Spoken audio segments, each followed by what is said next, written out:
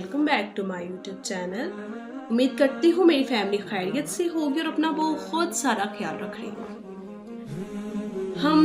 हमने इससे पहले किसको डिस्कस किया? हम इब्लीस को डिस्कस कर रहे थे। तो हमने पहले व्लॉग में, कल के व्लॉग में हमने उसके पार्ट 1 को डिस्कस किया कि वो अल्लाह का एक नेक बंदा है और अल्लाह के यहाँ बहुत आला मुकाम हासिल कर चुका है। और आज हमने अपने पार्ट 2 को डिस्कस करना है कि किस तरह से शैतान अल्लाह का नाफरमान बंदा बन गया, उसका खात्मा किस तरह कुफर पर होगा, अल्लाह ताला ने कैसे कहा और किस तरह से ये सब कुछ हुआ। आज के हम इस व्लॉग में आज ये चीज़ जानेंगे। मैं जानती हूँ मेरी फैमिली को बहुत सारा वेट होगा पार्ट 2 का भी, तो आज हम इसको डिस्कस कर लेते हैं। तो हमने कल कहाँ तक डिस्कशन की थी, हमारी कहाँ तक हुई थी? यहाँ तक कि जो शैतान था उसने अल्लाह ताला से पूछा कि या अल्लाह मैं उस बंदे से मैं मिलना चाहता हूँ। अल्लाह ताला से उसने कहा, तो अल्लाह ताला ने कहा उसे तू जल्द ही मिल लेगा। उसके बाद वो कई हज़ार साल तक अल्लाह ताला की इबादत में मशगूल रहा। तो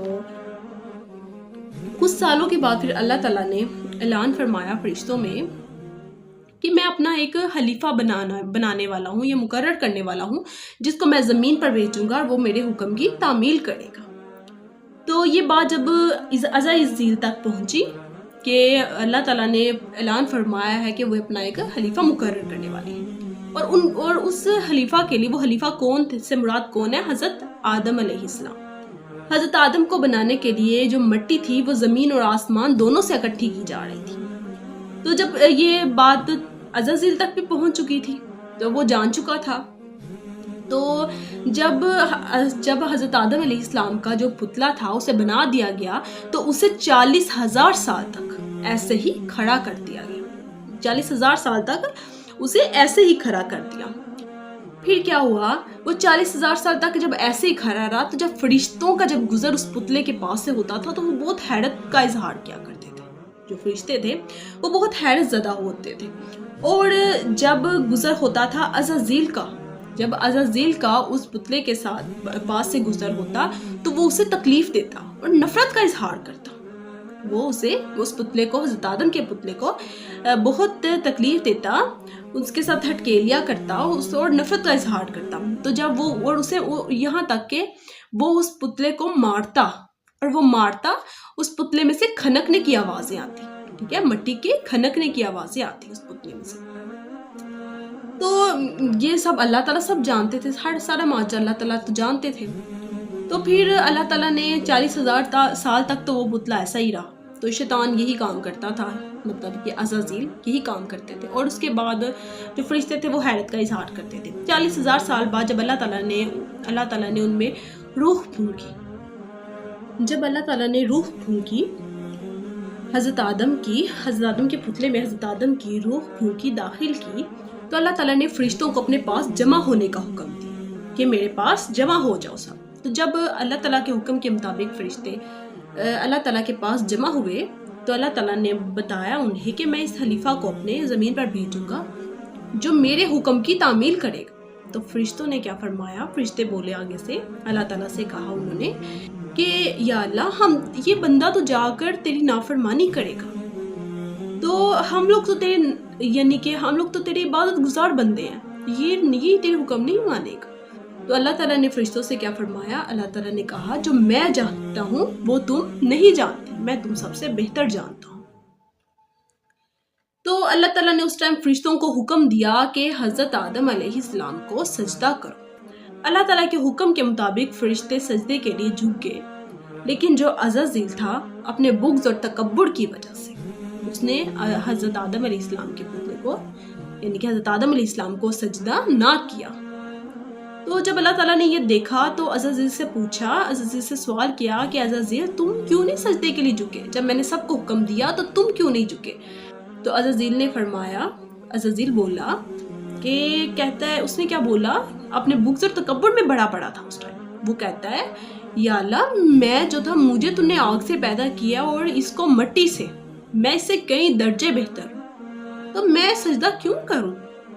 इतना बुग़्ज़ और इतना तकब्बुर कि तुझे बनाने वाली भी वो रब की ज़ात है, और जब अल्लाह तुझे हुक्म दे रहा है, अल्लाह बेहतर इल्म रखने वाला है, तो तू सजदा कर। लेकिन वो अपने बुग़्ज़ और तकब्बुर की वजह से उसने तो सजदा ना किया। پھر اللہ تعالیٰ کو بہت غصہ آیا. اللہ تعالیٰ نے اسے کہا نکل جا یہاں سے. اللہ تعالیٰ نے اسے وہاں سے نکل جانے کا حکم دیا اور کہا تو شیطان مردود ہو چکا ہے. تو اس ٹائم اس کو یعنی کہ عزازیل کو پتہ چل گیا کہ جو اس نے لوہے محفوظ پہ لکھی ہوئی تحریر پڑھی تھی کہ میں پناہ مانگتا ہوں شیطان مردود سے، وہ شیطان مردود یہ خود ہی ہے.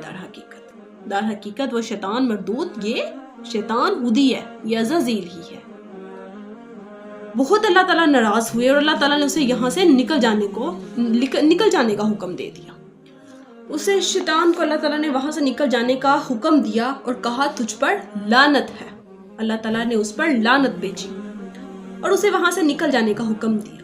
تو اس نے اللہ تعالیٰ سے فرمایا، اللہ تعالیٰ سے بولا، وہ فرمایا نہیں کہنا چاہیے اس کے لیے، وہ ایک نافرمان بندہ ہے اللہ کا. اللہ تعالیٰ نے جس پر لعنت کی ہے وہ بولا اللہ تعالیٰ سے کہ یا اللہ مجھے قیامت تک زندہ رہنے کی مہلت دیں، میں قیامت تک زندہ رہنے کی مہلت مانگتا ہوں. تو اللہ تعالیٰ نے اس کی بات مان لی اور اللہ تعالیٰ نے اسے قیامت تک زندہ رہنے کی مہلت سے نوازا ہوا ہے. اور اللہ تعالیٰ سے وہ کیا کہنے لگا؟ اللہ تعالیٰ سے کہنے لگا میں تیرے بندوں کو بھٹکاؤں گا. ٹھیک ہے، میں تیرے بندوں کو بھٹکاؤں گا اور وہ میرے شکنجے میں آ کر تیری نافرمانیاں کریں گے. وہ میرے شکنجے میں آ کے تیری نافرمانیاں کریں گے. تو پھر اللہ تعالیٰ نے آگے سے کیا جواب دیا؟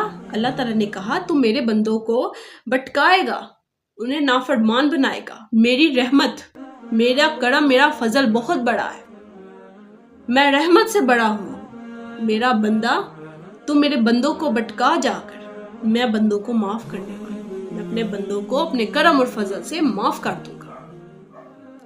اس طرح سے پھر شیطان کو اللہ تعالیٰ نے اللہ تعالیٰ کے حکم سے آسمان سے نیچے پھینک دیا گیا. اور بعض روایات میں یہ بھی آتا ہے کہ قیامت والے دن جب دوسرا سوٹ پھونکا جائے گا اس وقت شیطان کا خاتمہ ہوگا. اس وقت شیطان کو مار دیا جائے گا، بہت بری موت اس کو عطا کی جائے گی اور وہ ساری زندگی پھر آگ میں ہی جلتا رہے. تو ہم لوگوں نے جانا، دیکھا، سنا، پڑھا آپ لوگوں نے، اور میں امید کرتی ہوں آپ اس کو بہت شیئر بھی کریں گے. اور آپ لوگوں نے جانا کہ شیطان اوپر سے ہی دعویٰ کر کے اللہ سے آیا تھا کہ میں تیرے بندوں کو بہت بھٹکاؤں گا، غلط کاموں کی طرف لگاؤں گا. لیکن اللہ نے بھی کہا تھا کہ میری رحمت بہت بڑی ہے، میں اپنے کرم اور فضل سے اپنے بندوں کو معاف کر دوں گا. تو اللہ تعالیٰ کی رحمتوں اور عظمتوں کو نہ آزماؤ، اللہ تعالیٰ سے معافی مانگو اور شیطان کے پیچھے نہ لگو.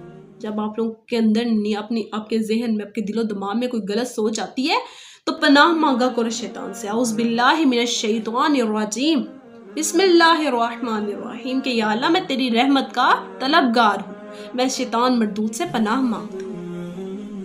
اللہ کو وہ یاد کیا کرے اور اللہ تعالیٰ سے اس شیطان مردود سے پناہ مانگا کرے، دعا کیا کرے، اپنی دعاؤں میں شامل کیا کرے اور شیطان مردود سے پناہ مانگا کرے. اللہ تعالیٰ سے اپنے گناہوں کی معافی مانگتے رہا کرے.